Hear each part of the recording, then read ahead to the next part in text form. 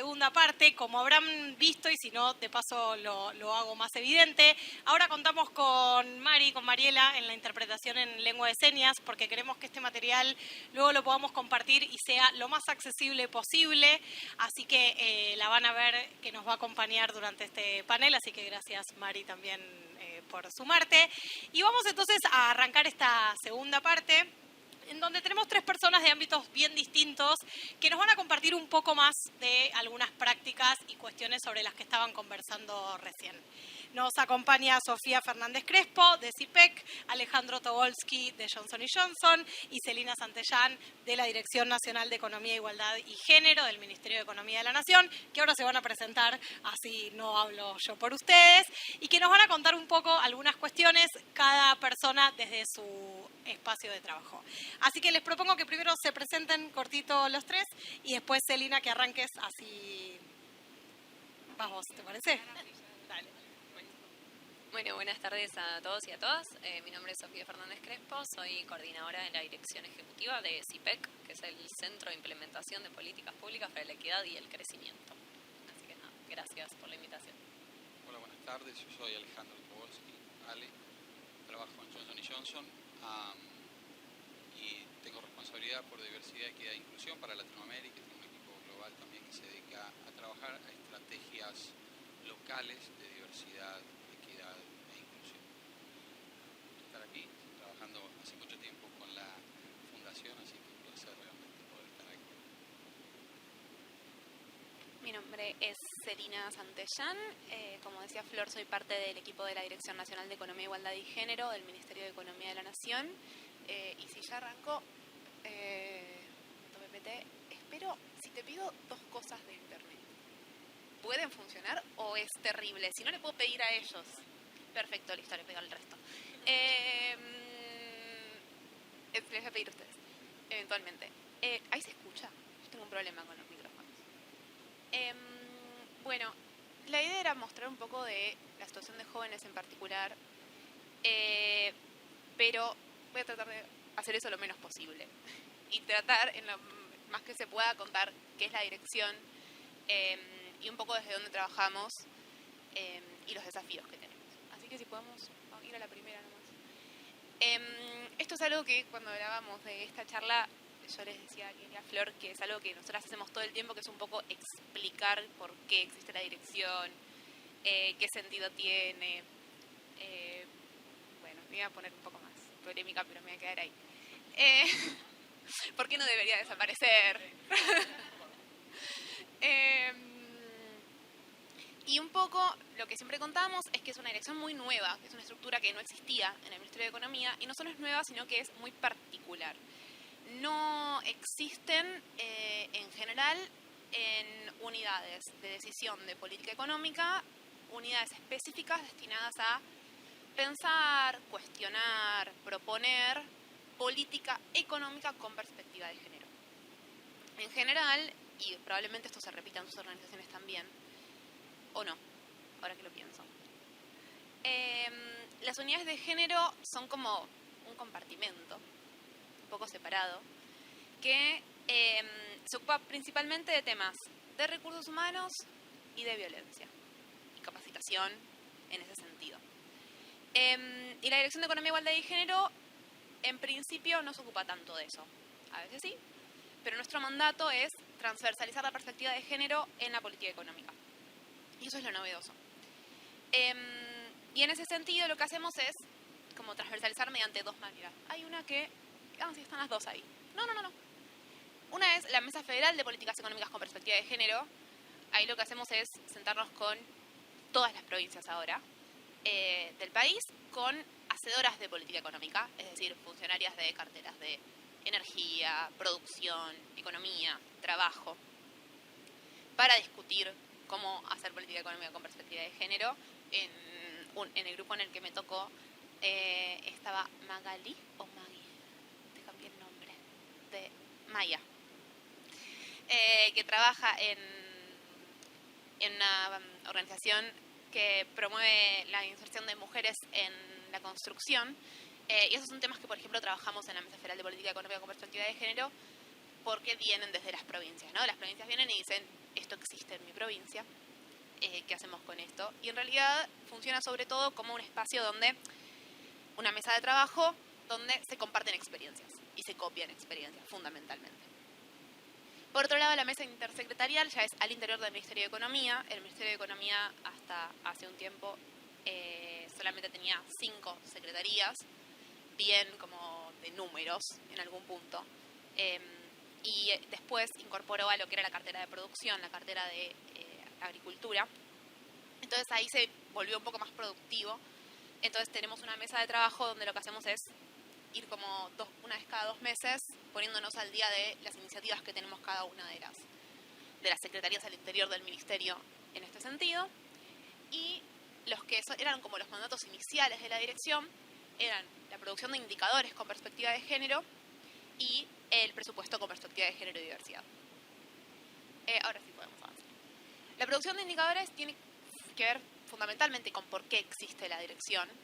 Y es porque la dirección existe porque parte de la concepción de que hay una distribución desigual del trabajo doméstico y de cuidados no remunerados, eso es lo que muestra ese gráfico, donde las mujeres hacen el doble de tiempo, dedican el doble de su tiempo por día que los varones a las tareas domésticas y de cuidados no remuneradas, y que eso, que les insume casi una jornada laboral por día, en promedio, a las mujeres, al 90% de las mujeres, dificulta tanto su inserción en el mercado laboral, pero también su tiempo de ocio, el tiempo que destinan a su salud, el tiempo que destinan a estudiar, y que por tanto estructura después otro tipo de desigualdades económicas.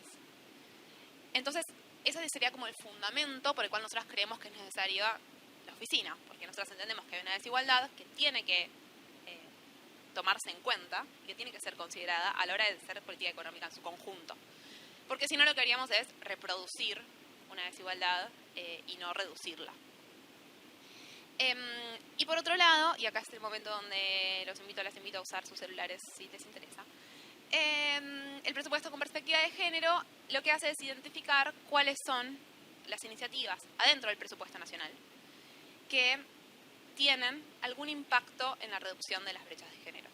Nosotras, esto es un poco más técnico, pero nosotras entendemos que hay como 5 grupos de brechas de género, esto es más que discutible, donde hay brechas de tiempo y cuidado que tienen que ver con esta inserción en el mercado laboral.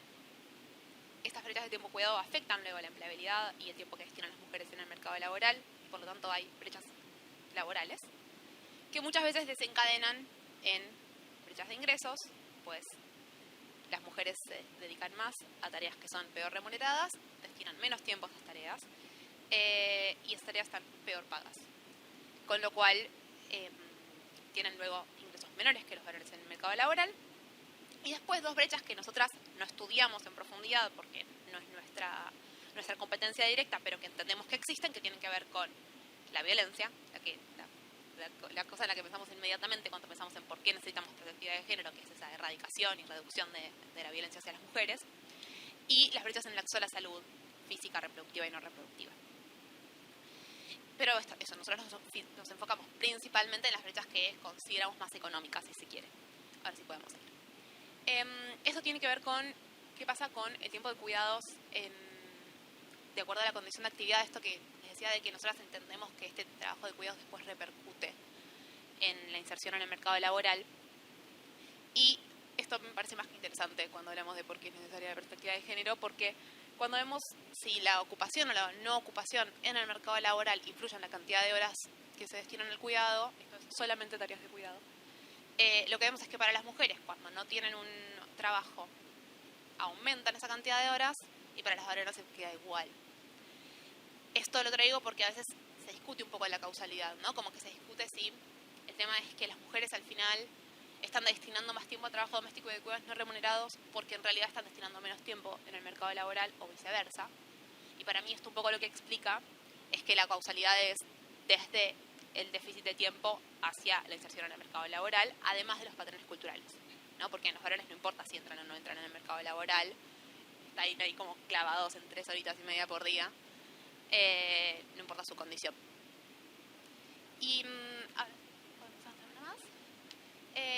ahí quería traer algunos datos en particular sobre los jóvenes. ¿Por qué? Porque nosotros lo que hacemos es, en lo posible, tratar de producir información para informar a la política pública e intervenir cuando podemos, nos vamos metiendo y tocando puertas.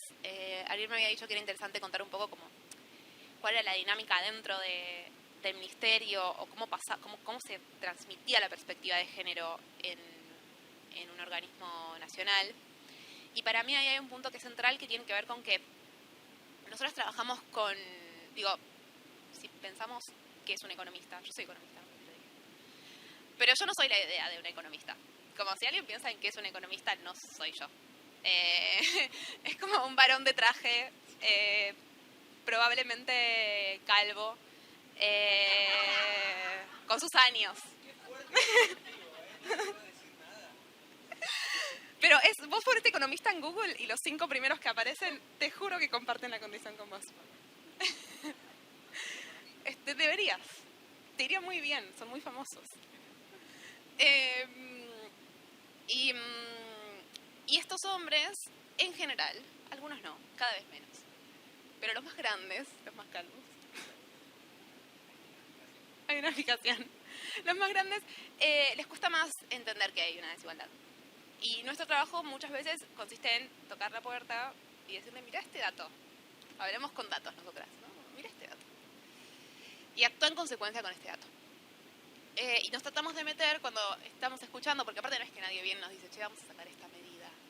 Nosotras nos enteramos que va a haber una medida y vamos y pensamos cómo le podemos poner perspectiva de género a esa medida. Y vamos y les decimos, che, ¿le podrías poner perspectiva de género a esta medida? ¿Querés? Y no nos dan mucha bola. Entonces, a la semana vamos de nuevo. Che, ¿te acordás? ¿Te acordás de este dato?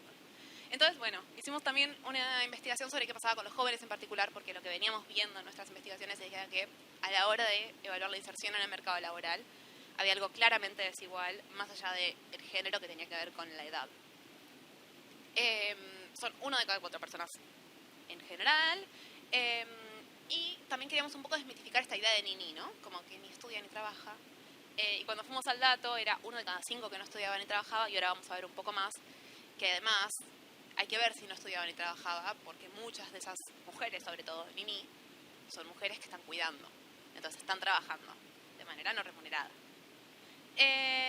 Y 1 de cada 10, en cambio, estudia y trabaja, y eso no veremos. Entonces podemos seguir. Ahí están las horas destinadas en promedio al trabajo no remunerado en jóvenes. Es un poquito menos que el promedio para el general. Se mantiene esta constante de que varones tienen menor promedio de horas diarias. Estas son horas por día. Y alguna aclaración que no había hecho antes, las agregaciones en mujeres y en varones porque es lo que podemos ver de acuerdo a la estadística oficial. Nosotras trabajamos ahí con INDEC y de vuelta en darle vueltas a esto. Por ahora estamos ahí como tocando la puerta al INDEC. La gente que trabajó en el censo tuvo más éxito, insistió bastante más y viene trabajando hace mucho tiempo y logró que el censo tuviera algún tipo de otros recabos, pero en los datos que usamos nosotras todavía no. Sigo, voy rápido. Pero cuando vamos a cuidados, los tiempos que destinan las mujeres en particular jóvenes aumentan. Entonces, las mujeres jóvenes que cuidan destinan 6 horas y 20 por día a estos trabajos. Podemos avanzar y meterle pata. Este es solamente cuánto dedican a estudiar, digamos. Dedican más a cuidar que a estudiar.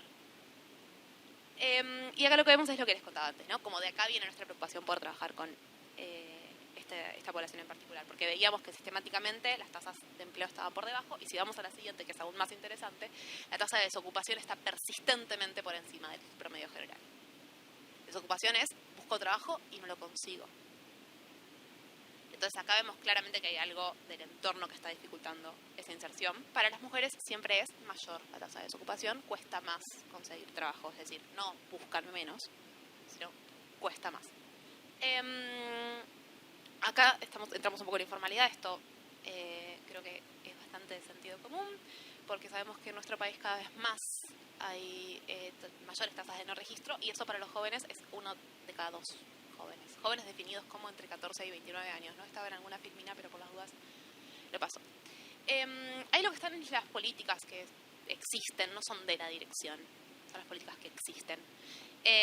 Y un poco era esto, ¿no? Como la idea era mostrarles cómo nosotras pensamos, bueno, en Progresar hay 65% mujeres, ¿cómo podemos generar los incentivos para que esas becas recaigan, por ejemplo, tengan una extensión en el límite de edad cuando es una jefa de hogar monomarental?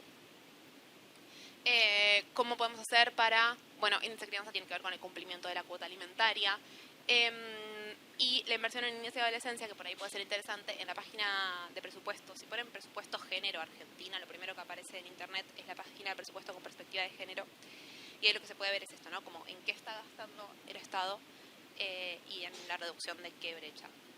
Voy a cortar acá, así no me retan.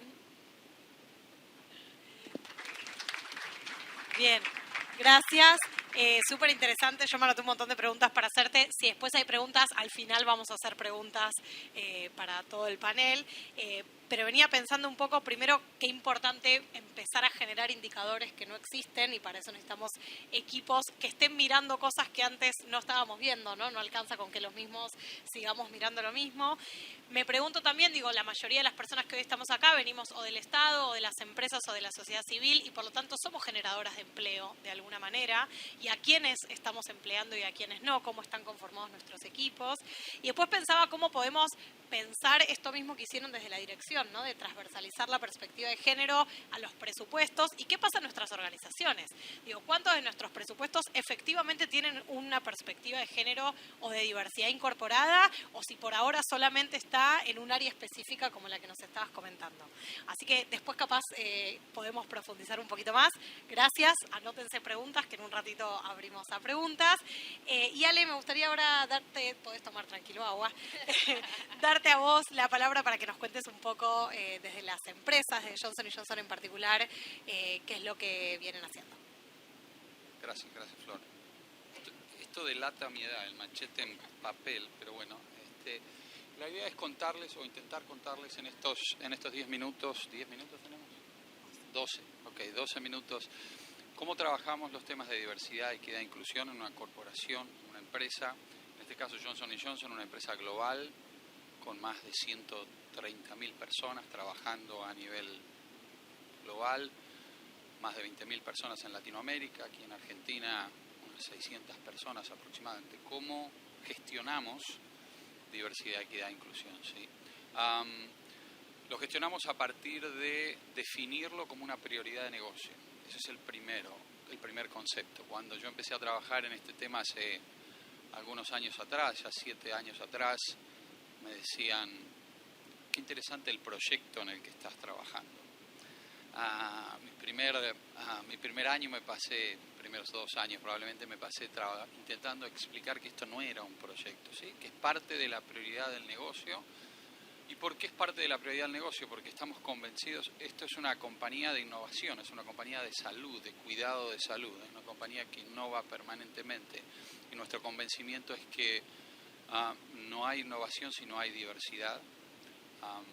Lograr innovación a partir de intentar generar nuevas ideas con personas que pensamos de la misma manera, que venimos con el mismo background, que tenemos la misma visión del mundo, no existe realmente, ¿sí?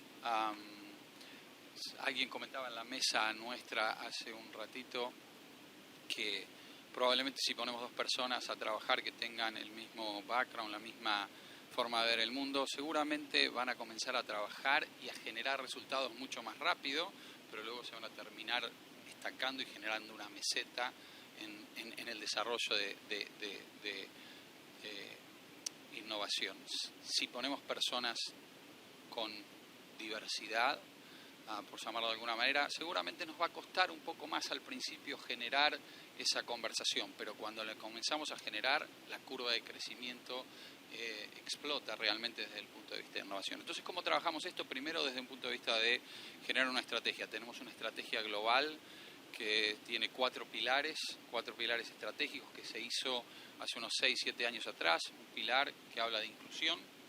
No hay diversidad si no hay inclusión, ¿sí? Inclusión donde tratamos de trabajar los temas de educación, sobre todo, generar conocimiento, generar educación e intentar entender a nivel país, les diría, cómo culturalmente, cómo tenemos que trabajar para generar ambientes inclusivos. Como hablamos normalmente, generar un ambiente en donde todas las personas sientan que pertenecen, así que podamos venir a trabajar día a día sin tener que dejar parte de nuestra identidad en la puerta, ¿sí? El segundo pilar es un pilar de diversidad, y la definición tal vez más simple que tenemos, pero que es bien poderosa, es cómo lograr que nuestros equipos de trabajo representen la diversidad de los pacientes, las pacientes, los clientes, las clientes a los que servimos. El ejemplo que yo uso normalmente es si vamos al supermercado y vemos la composición de la gente que va al supermercado, después entramos a la compañía y eso es diferente, tenemos trabajo para hacer, ¿sí? Y de hecho creo que todas las compañías tenemos bastante trabajo para hacer. El tercer pilar es el pilar de equidad, que no es igualdad.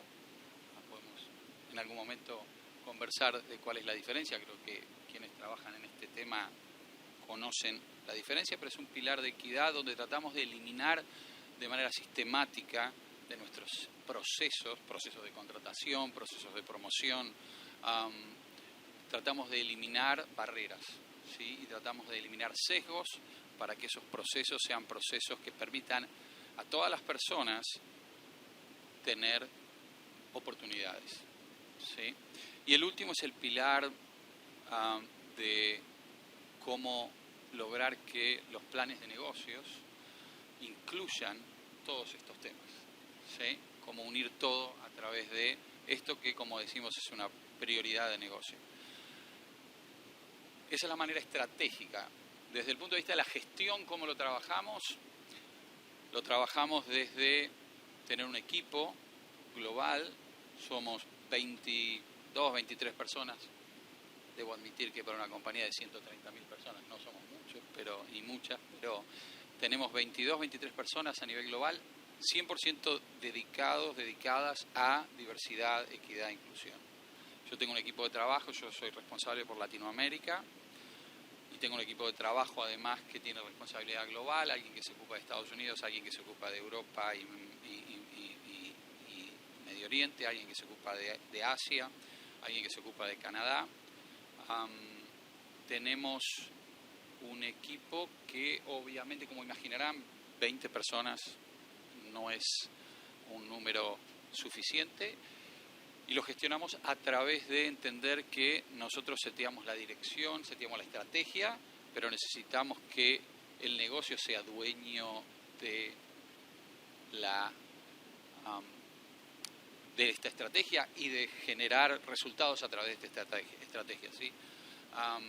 Tenemos grupos de afinidad a nivel global en todas las regiones, personas que trabajan de manera voluntaria, por llamarlo de alguna forma, como parte de estos colectivos que se representan en los grupos de afinidad. Tenemos más de 12 a nivel global, tenemos 7 que funcionan en Latinoamérica, desde grupos de mujeres, grupos étnico-raciales, grupos que representan a la comunidad LGBTQ+, grupos que representan diferentes generaciones que trabajan en la compañía, grupos que representan personas con diferentes habilidades y algunos más. Dependiendo del país, en Brasil, por ejemplo, tenemos grupos que representan a la comunidad asiática, que es una comunidad de mucha fuerza y mucha presencia en el país. Y dependiendo de las necesidades del país, tenemos estos grupos, tenemos consejos de diversidad en cada país, formados por quienes lideran los grupos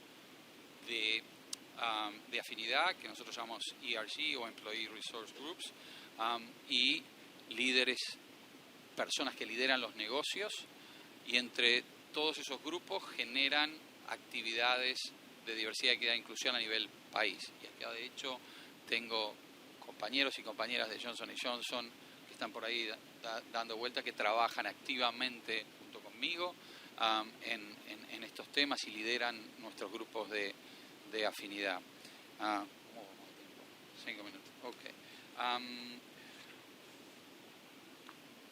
Dentro de lo más difícil que tenemos es cómo medir los resultados, ¿sí?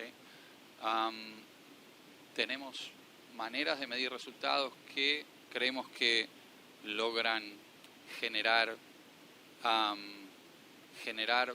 que nuestros líderes, que nuestras líderes tengan la responsabilidad que se necesita. Tenemos un índice que medimos anualmente que se llama índice de inclusión, y este índice mide a nivel líder, con una encuesta anual, cómo las personas que trabajan en esa organización miden el ambiente inclusivo de esa organización. Se pueden hacer agregaciones de los resultados y se pueden llevar hasta niveles donde hay una cierta cantidad de gente. Para 10 personas o menos no se puede ver para evitar, digamos, y para tener confidencialidad, pero, digamos, podemos medir el grado de inclusión expresado por nosotros y nosotras como empleados de la organización. Y también tratamos de medir de manera bastante clara la representatividad o la diversidad, ¿sí? En Latinoamérica por el momento solo medimos desde el punto de vista de género, ¿sí?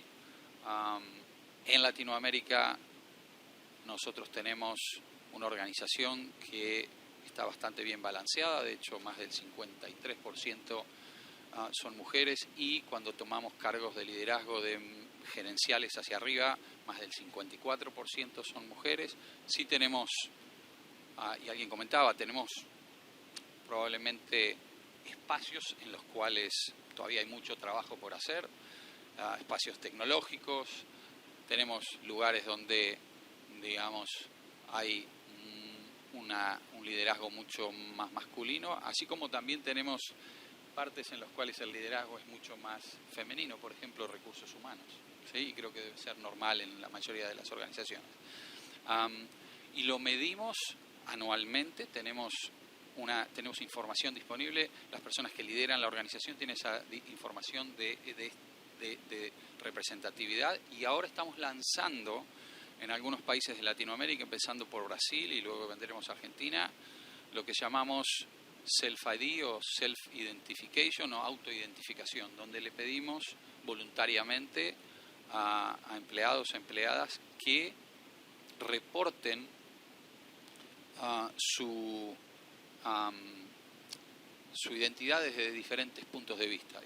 Es un pedido voluntario donde tenemos desde si pertenecemos a la comunidad LGBTQ, si tenemos alguna habilidad diferente o algún disability, como lo llamamos globalmente, si somos, yo vivo en Estados Unidos, yo trabajo desde Estados Unidos, yo me identifico como hispano en Estados Unidos, y esto es parte de si soy una persona afro, y esto lo estamos trayendo ya para Latinoamérica también, con el objetivo de justamente en el futuro poder mirar desde un aspecto mucho más amplio esta representatividad.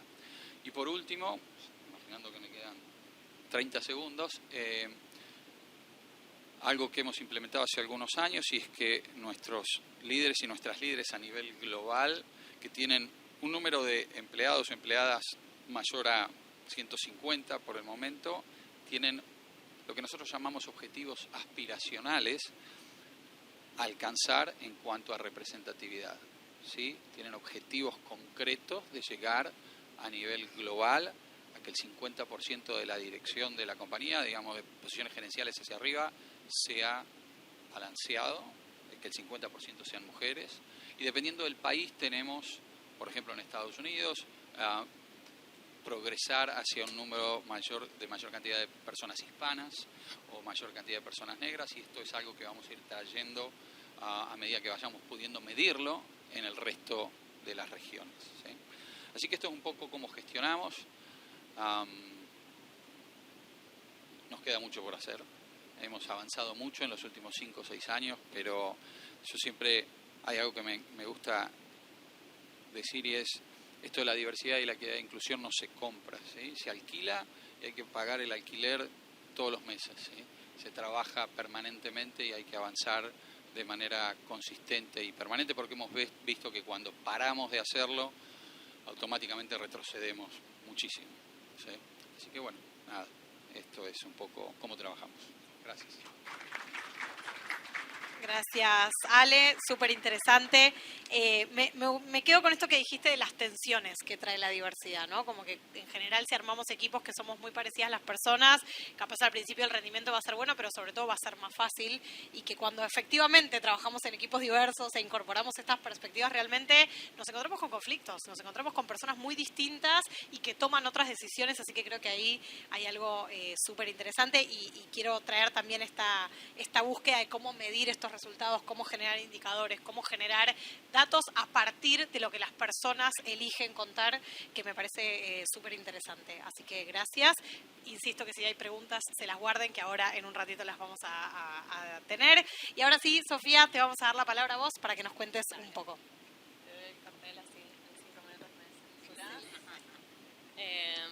Bueno, buenas tardes nuevamente. Yo les voy a contar un poco sobre CIPEC, sobre la institución en la que trabajo, y por ahí voy a darle como al concepto polisémico que estamos trabajando hoy, que es la diversidad. Por ahí lo voy a encarar desde otro lado y voy a tratar de compartirles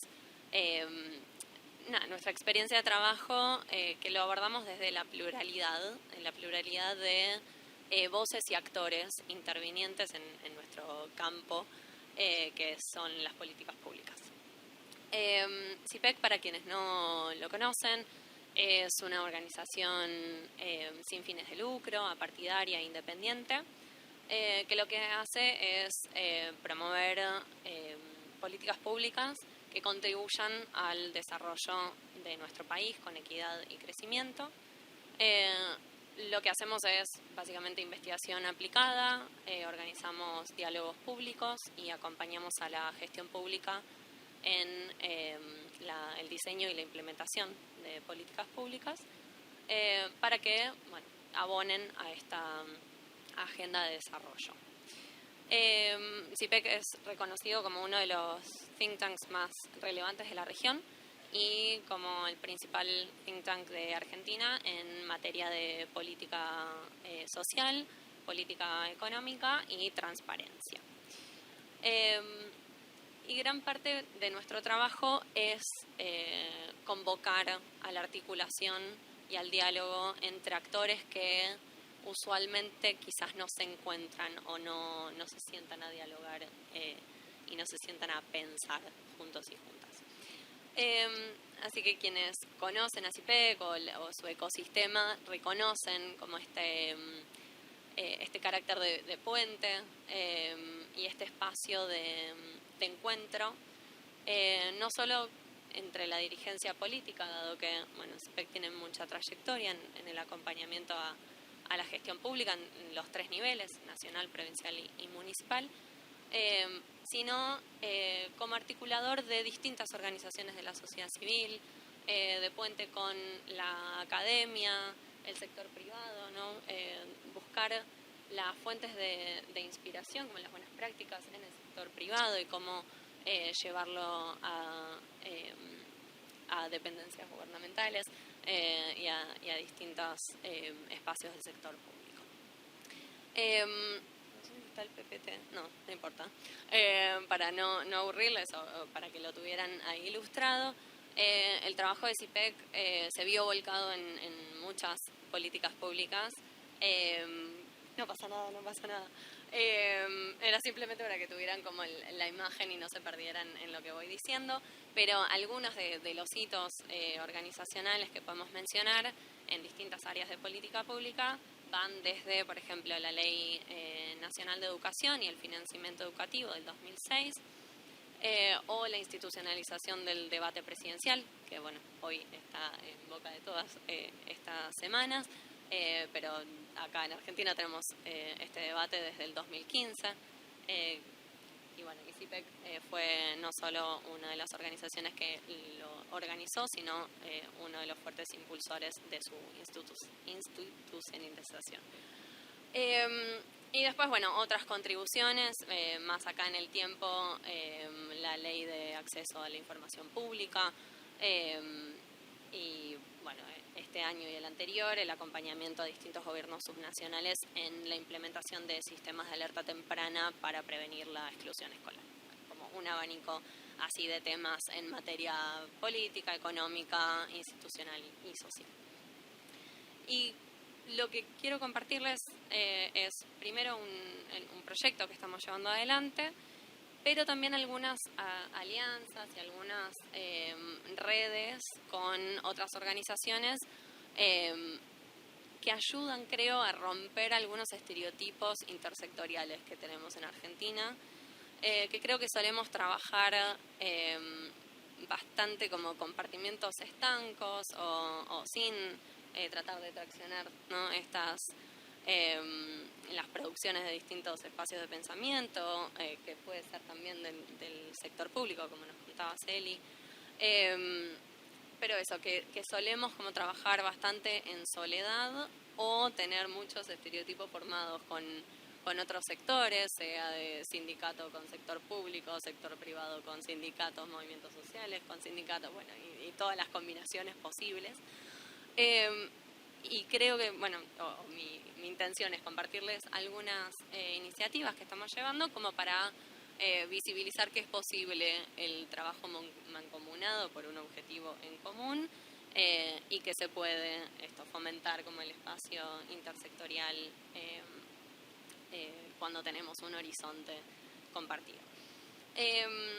Para mencionar algunas de lo que estamos haciendo en estos últimos meses, en el contexto de transiciones en las distintas administraciones, con RIL, que es la red de innovación local, perfecto.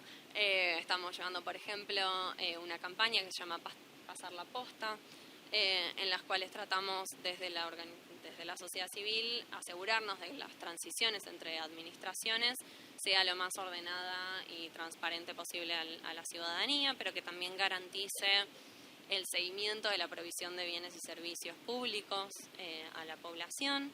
Después otra alianza con otro centro de pensamiento que fundar.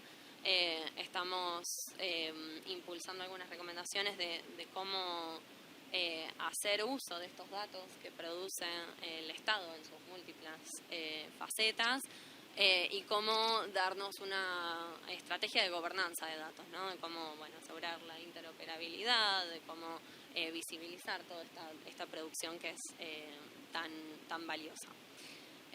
Y después, bueno, también articulamos con otros espacios, como por poner algo temático del agro, por ejemplo, con organizaciones como Aprensiv y CREA, que nuclean empresarios agropecuarios, que también intercambian buenas prácticas, experiencias y saberes del tema agroindustrial, en la que, bueno, se intercambia esta información y se potencia lo que cada organización hace aisladamente. Y por último, creo que voy a usar mis últimos minutos para contarles de la iniciativa que está llevando CIPEC desde el 2021, que se llama Democracia 40, es nuestro proyecto bandera, en el marco de, como la mayoría de ustedes sabrá, este año cumplimos 40 años de democracia ininterrumpida en nuestro país, que es un hito sin precedente en nuestra historia, y este aniversario que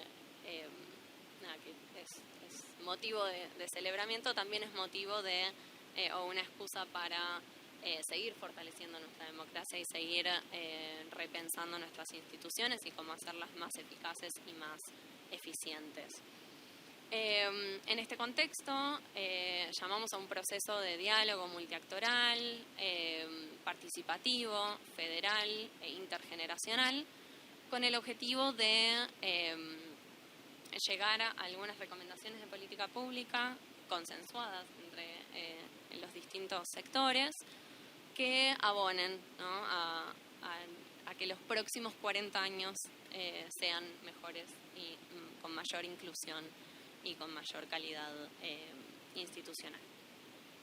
Democracia 40, entonces, identificó dónde están no solo los problemas estructurales de nuestro país, que, bueno, son viejos conocidos, sino nos ayudó a identificar dónde están los consensos para empezar a desarticular estos problemas. Entonces, con una mirada bifocal, en principio la primera gestión, la próxima próxima gestión de gobierno, los próximos 4 años, pero con la mirada en el largo plazo, cuáles son los primeros pasos que tenemos que dar para embarcarnos en esta senda de desarrollo. Y la buena noticia, creo que de este proyecto, fue que hay muchísimos más consensos que disensos, y que nosotros llegamos a un decálogo, pero que podríamos encontrar muchísimos más áreas de consenso de dónde están las urgencias de nuestro país. Y este decálogo de recomendaciones concretas de política pública, y con esto cierro, tienen la particularidad de tener no solo este origen multiactoral, sino que tienen el análisis de factibilidad, ¿no? Entonces, estas recomendaciones son factibles desde lo operativo, desde lo fiscal, que en un contexto de restricción fiscal es más que importante, y el análisis de economía política. Entonces, bueno, llegamos a este decálogo de recomendaciones para que posiblemente en los próximos años podamos seguir robusteciendo nuestra democracia. Así que bueno, nada, cerrar con este mensaje de que creo que la articulación intersectorial e intergeneracional, porque tenemos que sumar a quienes seremos líderes en el próximo tiempo, debe ser prioritaria. Muchas gracias. Gracias, Sofía. Antes de abrir a preguntas, y Ari, ahí te paso la palabra también, me parece súper interesante esto que traías de los estereotipos intersectoriales, ¿no? Y que un poco el espacio de hoy busca romperlos. Digo, busca que personas que vienen de diferentes ámbitos se encuentren, se escuchen, intercambien, y me parece que en esa ruptura también está la posibilidad de seguir sosteniendo la democracia. Hoy, como decía antes, estamos en una jornada que tiene casi 1000 personas participando en un espacio de memoria y derechos humanos como este, y que es necesario sostenerlo a partir de la articulación entre distintos sectores.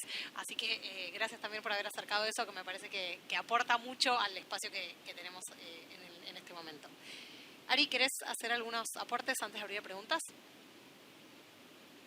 Sí, quería compartirles algunas cosas que por ahí son obvias para algunos o para algunas, pero quizás lo que tenemos que tener en cuenta es, bueno, ¿para qué o por qué estos sectores, ¿no? Y hay algo que les quiero contar, por lo menos desde nuestra experiencia como fundación, que es, aparentemente el Estado es el único garante de derechos. Sin Estado no hay derecho. Las guerras, las migraciones, las persecuciones, las matanzas, los aviones como el que está acá afuera, nos muestran que cuando no hay Estado, hay muerte. No hay vuelta. Entonces el único garante de derechos es el Estado. Y creo que esto no lo podemos negociar. Y quienes no lo podemos permitir o lo vamos a permitir, somos todos nosotros y nosotras. Necesitamos empresas comprometidas. Sin empresas comprometidas no tenemos ninguna oportunidad.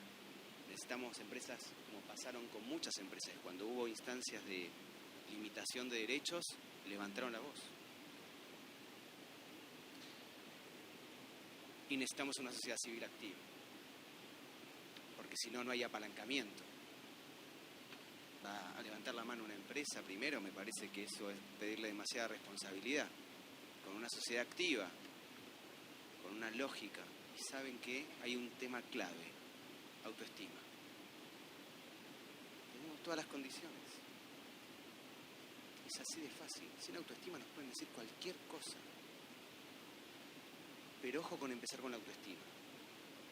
Porque la discriminación muchas veces se transforma en esto, ¿no? Te falta autoestima. Pero si no hay actores o actrices que podemos ver con total claridad, que también nos quieren confundir, bueno, estos ejercicios no los podemos hacer solos y solas. Ese es el único desafío. No estar solos.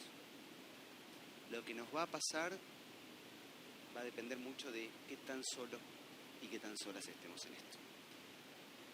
Y lo más desafiante, como decía Hannah Arendt, y con esto termino, no es que estemos todos de acuerdo, sino que estemos todos sentados en la misma mesa.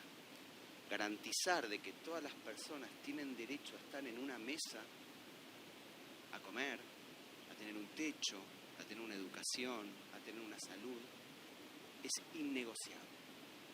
Innegociable. Porque si no, habla muy mal de nosotros y de nosotros. Solo habla de nosotros eso. Y nosotros como fundación tenemos eso para acercar. Y eso implica todas las perspectivas ideológicas. Porque uno de los desafíos que hoy por hoy tenemos dentro de los ámbitos del Estado, de la sociedad civil y de las empresas es esa pelusa. ¿Qué nos pasa con quien no piensa como nosotros ideológicamente, estructuralmente y políticamente? Si hay un enemigo, si hay una nada, es muy fácil de matar. Es un número, es una minita, es un traba, es un judío de mierda. Pero si hay una persona, hay esa acción de responsabilidad, ahí podemos empezar a pensar otras cosas. Vamos a abrir a preguntas, comentarios, sugerencias, inquietudes que tengan en base a lo que escucharon o preguntas específicas que tengan para el panel. Así que Facu va a estar pasando con el micrófono y pueden levantar la mano y se acercan.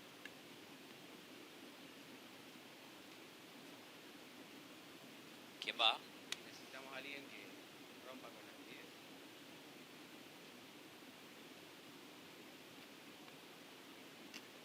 Papu, si no va a ir como una persona perdida, va a ir caminando así como perdido. Buenas, Perdida. ¿alguien quiere decir algo? Está bien, estaba hablado. Le quería preguntar a la compañera que trabaja en el ministerio. Hablaste, se creó la estructura y hablaste siempre de nosotras que llevamos adelante esta política con una perspectiva de género. Entonces mi pregunta es, ¿qué desafíos tenemos desde el Estado para incorporar otras diversidades a esa misma estructura? Porque generalmente solemos ser las mujeres las que llevamos adelante este tipo de políticas.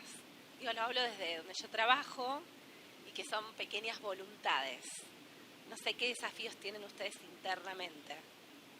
No sé si entendí la pregunta. No sé si la entendí. ¿Quieres hacer una ronda? Porque yo tengo otra pregunta para vos también, capaz que podés juntar. Sugiero. Yo también te quería hacer una pregunta a vos que estuvimos en la misma ronda. Vos mencionaste que en el presupuesto hay una inversión de niñez y adolescencia que es del 9% en el presupuesto vigente. Te quería preguntar, ¿qué incluye, cómo se mide, cómo se construye ese 9%? Y si desde el Ministerio también, bueno, están trabajando así como en perspectiva de género, en perspectiva de niñez y adolescencia, que también es un grupo enorme, el 30% de la población, y también es un grupo excluido al pensar muchas veces políticas públicas.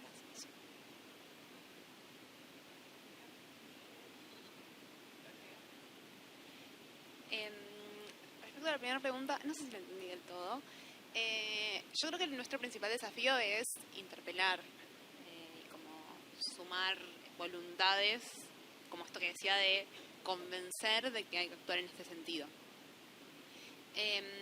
Y después, definitivamente creo que fue algo que salió en nuestra ronda, que tenía que ver con la inclusión, y la última pregunta que había quedado colgada sin responder en nuestra ronda había sido como ¿quiénes faltan? Y me parece que ahí siempre faltan, y a veces ni siquiera sabemos quiénes faltan. Como yo sé quiénes, yo me puedo imaginar quiénes faltan en mi organización en particular o en el Estado en general, pero hay muchas veces que hasta que no lo vemos no sabemos qué está faltando. Y era un poco lo que hablaba Flor de los datos, ¿no? Como que a veces necesitamos el dato para saber lo que está pasando.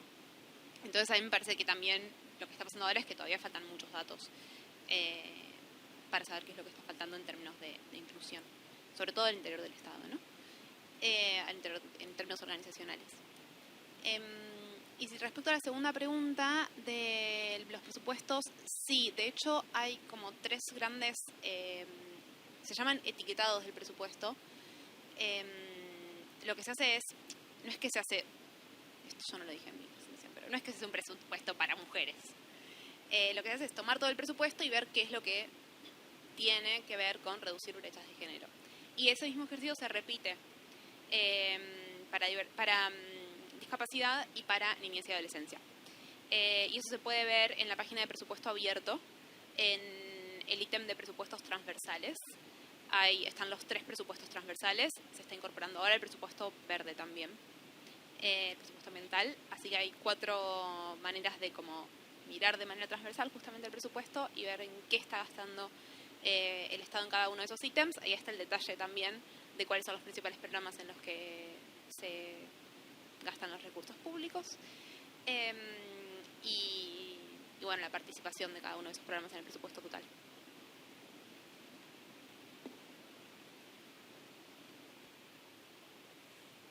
Creo que ahí llegó. ¿Qué tal? Un gusto y estuvo buenísimo el panel. Como miembro del Estado también voy a no hablar con la parte del Estado porque ya nos hemos juntado con el equipo de chicas. Voy a ir para la otra parte de la mesa. Hay un tema que lo hemos charlado un poco en la mesa donde se ha tocado y es cómo muchas veces quizás las empresas y la gente que hace reclutamiento, que salió mucho el tema porque había personas que trabajaban de eso, terminan contratando, los reclutamientos terminan siendo dirigidos a personas donde son más parecidos a las propias que están haciendo, y es un poco lo que vos decías. Obviamente no 100%, no le vamos a pedir todo eso a una empresa que se cambie todo eso, pero sí qué perspectivas de cambio tienen desde la política pública, y traslado también a CIPEC el tema, en las modificaciones de la política pública, porque me da la sensación de que estamos avanzando en distintos niveles la sociedad, en distintos planos. Pasa con la conquista de derechos individuales o civiles, por así decirlo, como fue la lucha por el aborto. Me ha pasado de militar la lucha por el aborto y era muy distinto de militarla en Palermo que militarla en un barrio vulnerable. Pasa lo mismo con un montón de conquistas sociales y un montón de conquistas laborales donde vos podés, me ha tocado trabajar en la redacción de leyes que están buenísimas, que no se aplican después, incluso sancionadas. No hablo porque no las empresas no las apliquen, no las aplican en general en términos sociales. Incluso un comerciante, como que vos le podés pedir que use la tarjeta de débito obligatoriamente y tranquilamente no te dé tarjeta de débito y transcurrir toda su vida económica sin usarla. Yo soy economista, entonces me voy a esos temas también.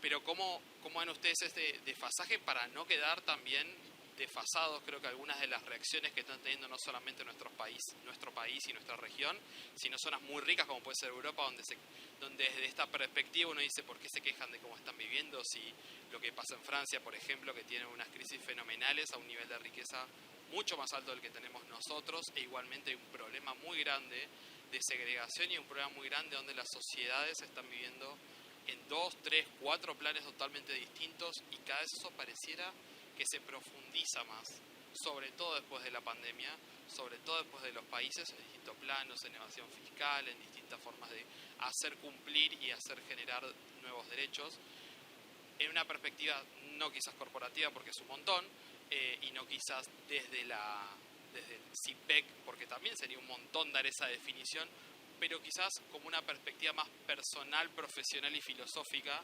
¿Cómo ven este cambio que está atravesando en nuestras sociedades cada vez más acelerado, no solamente en nuestros países, sino en términos generales?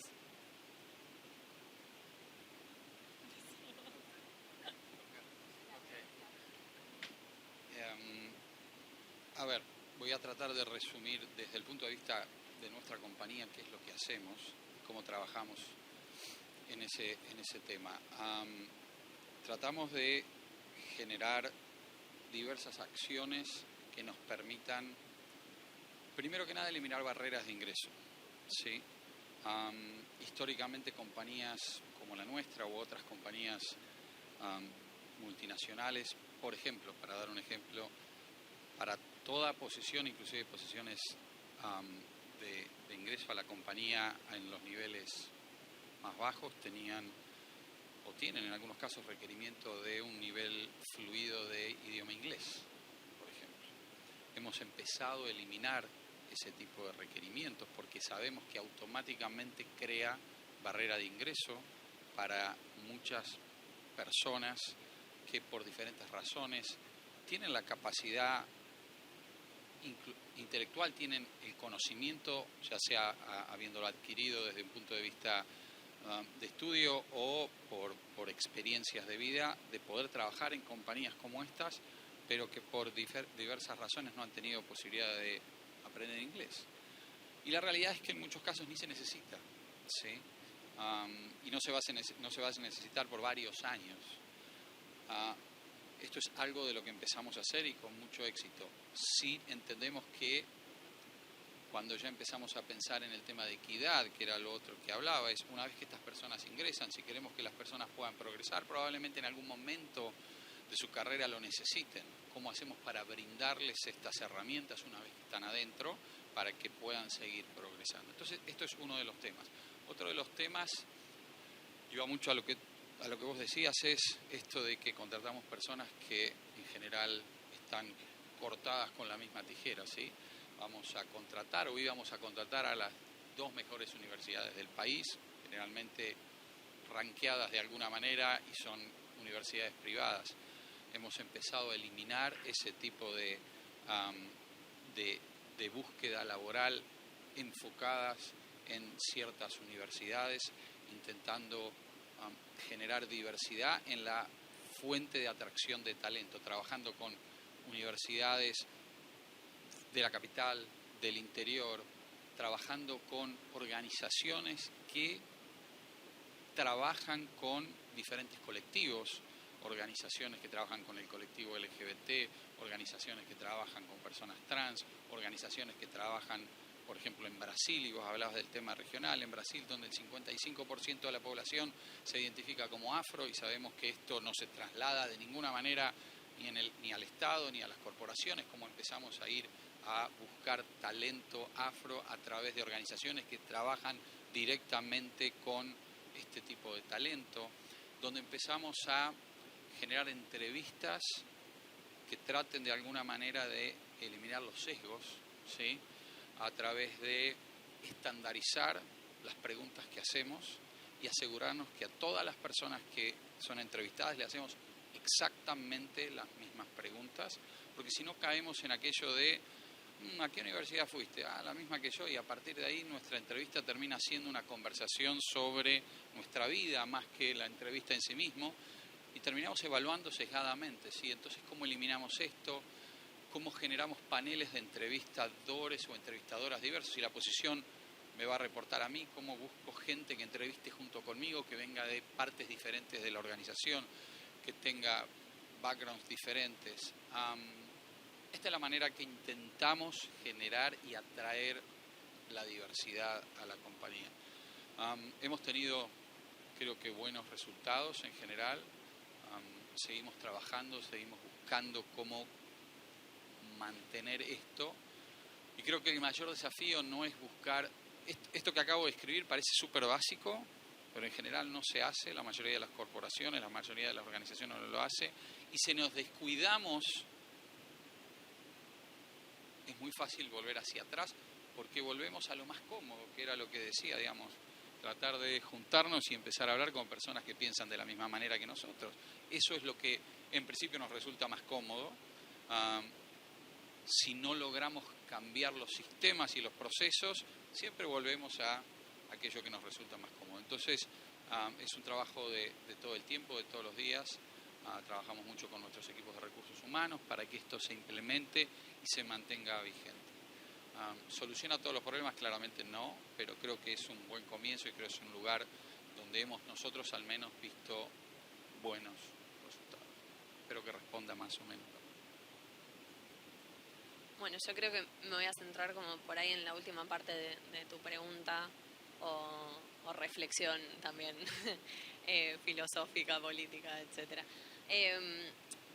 Desde CIPEC también, y retomando lo que decía Ari hace un ratito, confiamos en el rol del Estado como herramienta transformadora y de identificación de las demandas de la ciudadanía y la herramienta más potente para atender esas demandas y esas necesidades. Por supuesto que son perfectibles y toda institución lo es, entonces también parte de nuestro trabajo es ver dónde están las áreas de mejora. Pero creo que, yendo a la última parte de tu pregunta, la inestabilidad o el descontento, la crispación social son muchas veces producto de la distancia que toma el Estado con la ciudadanía. Cuando esas dos partes dejan de estar en diálogo, creo que es cuando empieza a profundizarse el malestar y el descontento. Cuando el Estado y las instituciones se vuelven más opacas y dejan de interpelar a las necesidades y demandas de su ciudadanía, ahí creo que empieza a manifestarse muchísimos más problemas y hacerse más difícil su abordaje. Entonces, creo que una de las cosas que hay que seguir avanzando y hay que seguir construyendo es en la rendición de cuentas, en poder saber qué hace el Estado, como decía Celi, en qué se destinan los recursos públicos, que haya esa ida y vuelta, esa transparencia me parece muy importante para que la sociedad sea lo más armoniosa posible. Y no tenerle miedo a la incertidumbre también, porque la verdad es que vivimos en un mundo con muy alta incertidumbre, pero esa incertidumbre no puede ser parálisis para la acción. Entonces, desde el Estado y desde las políticas públicas tenemos que proyectar escenarios posibles y dentro de esos escenarios posibles, los escenarios deseables y cómo alcanzar esos escenarios deseables. Así que eso por lo menos es lo que intentamos hacer de CIPEC y de acercar a través de toda nuestra producción, que son bienes públicos, entonces está a disposición de la ciudadanía en general, pero también para todas las administraciones, acercar esas demandas ciudadanas y poder canalizarlo a través de políticas públicas. No sé si algo de tu respuesta, de tu pregunta se ve aludido, pero bueno. Bueno, estamos llegando al fin. Si hay más preguntas y después quieren se pueden acercar y charlar unos minutos, pero queremos respetar el horario. Primero quiero agradecerles, de verdad fue súper interesante. Propongo un nuevo aplauso para el panel.